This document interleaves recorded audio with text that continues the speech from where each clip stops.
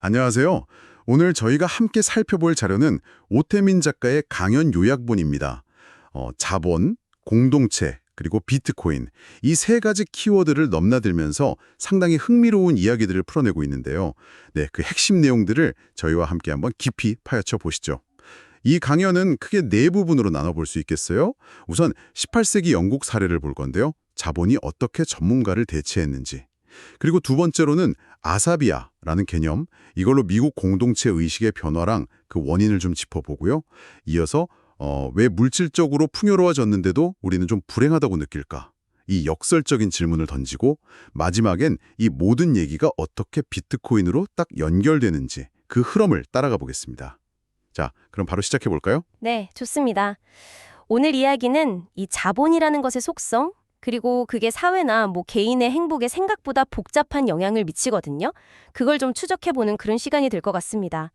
특히 기술 발전하고 또 부가 한쪽으로 쏠리는 현상이 있잖아요. 이런 게 어떤 예상치 못한 결과를 가져오는지 이런 부분들을 좀 주목해서 보시면 더 흥미로우실 겁니다. 첫 번째 이야기는 18세기 영국이네요.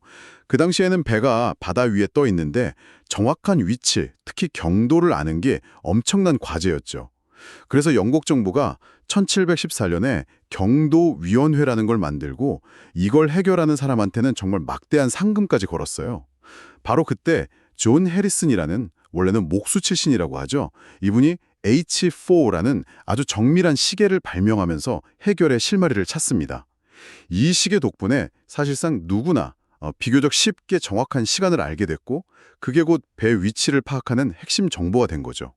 그전에는 정말 숙련된 항해사들의 경험, 그 노하우에 기댈 수밖에 없었는데 말이죠. 네, 바로 그 지점이 아주 중요합니다. 그러니까 뛰어난 전문가, 항해사의 그 경험적인 지식, 어떻게 보면 좀 안목지 같은 거죠. 그게 정밀 기계, 즉 자본이죠. 그리고 그걸 활용하는 정보 시스템으로 대체된 사건이라고 봐야 합니다. 다시 말해서 축적된 자본과 정보가 전문가의 어떤 고유 영역을 허물어 버린 거예요. 그래서 평범한 사람들도 이전에는 상상하기 어려웠던 복잡한 작업을 수행할 수 있게 된 거고요. 강연자는 이게 바로 대영 제국이 성장할 수 있었던 하나의 동력이었다. 이렇게 분석을 합니다.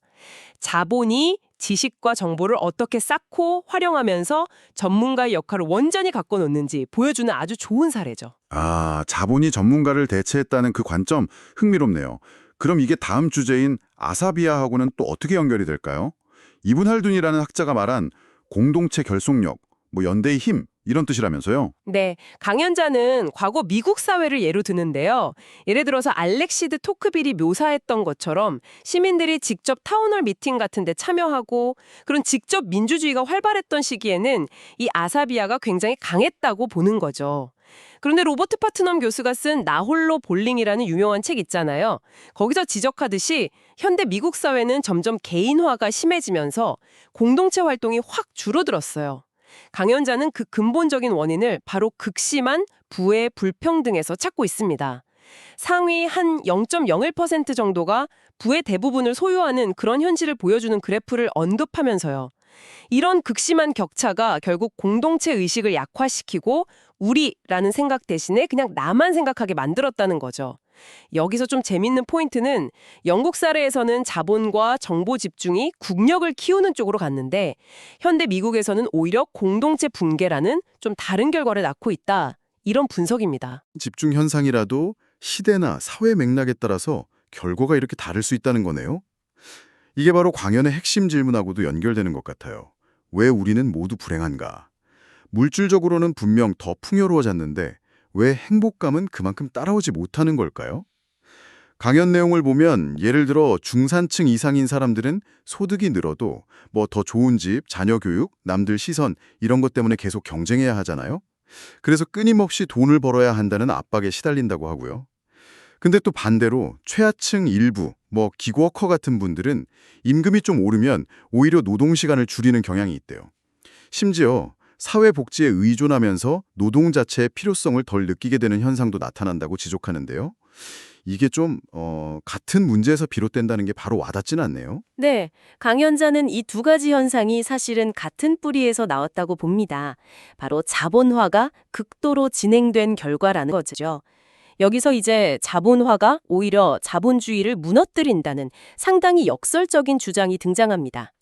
그래서 해결책으로 뭘 제시하냐면 자본주의 발전의 의도적인 후퇴라는 정말 도발적인 제안까지 합니다. 무조건적인 성장보다는 우리 문명이 가진 모순을 좀 제대로 봐야 한다. 이런 메시지인 것 같아요. 아마 여러분께서도 지금 우리 사회 모습이나 또 개인의 삶을 이런 관점에서 한번 돌아보시면 생각할 거리가 많으실 겁니다. 자본주의의 모순, 개인의 불행, 이런 큰 이야기 끝에 강연자는 결국 진입장벽이라는 개념으로 다시 돌아가는군요. 그렇죠. 뭔가 대체 불가능한 가치를 찾는 게 주요해지는데 여기서 딱 비트코인이 등장하는 거고요. 맞습니다. 모든 비즈니스는 결국엔 진입장벽 싸움이라고 하잖아요. 항해사의 지식은 시계에 대체됐고 공장 노동자의 기술은 로봇에게 넘어갔듯이 누구나 쉽게 따라할 수 있는 건 결국 수익률이 떨어지기 마련이죠. 그런데 비트코인은 화폐 현상 그 자체로서 거의 복제가 불가능한 아주 강력한 진입장벽을 가지고 있다고 강연자는 주장합니다.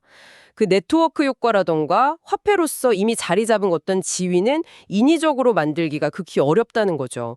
강연자가 직접 모빅이라는 프로젝트를 하면서 겪는 어려움, 그러니까 새로운 화폐 현상을 구축하는 게 얼마나 힘든지를 예시로 들었다고도 나와 있네요. 아, 그래서 강연자의 최종 결론은 명확해지네요. 이 치열한 자본 게임에서 살아남고 또 가치를 보존하려면 누구도 쉽게 넘볼 수 없는 궁극의 진입장벽, 즉 비트코인이라는 흐름에 올라타야 한다. 이런 이야기군요.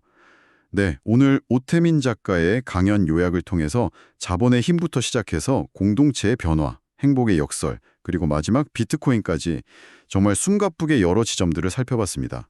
꽤 밀도 높은 논의였던 것 같아요. 네, 그렇죠. 특히 자본주의 발전이라는 게 역설적으로 시스템 자체의 어떤 지속 가능성을 위협하고 또 개인의 행복을 저해할 수도 있다. 이런 문제의식은 우리 모두 좀 깊이 생각해 볼 필요가 있습니다. 강연자는 비트코인을 그 대안 중 하나로 상당히 강하게 제시하긴 했지만 그 바탕에는 사실 현재 우리가 살고 있는 이 시스템에 대한 아주 근본적인 질문이 깔려 있다고 봐야겠죠. 네, 그럼 마지막으로 여러분께 이런 질문을 던지면서 오늘 이야기를 마무리할까 합니다. 자본주의 발전 속도를 의도적으로 좀 늦추거나 아니면 방향을 트는 것이 지금 우리가 마주한 여러 문제들의 현실적인 해법이 될 수 있을까요? 한번 각자 곱씹어 볼 만한 화두인 것 같습니다. 오늘 탐구는 여기서 마치겠습니다.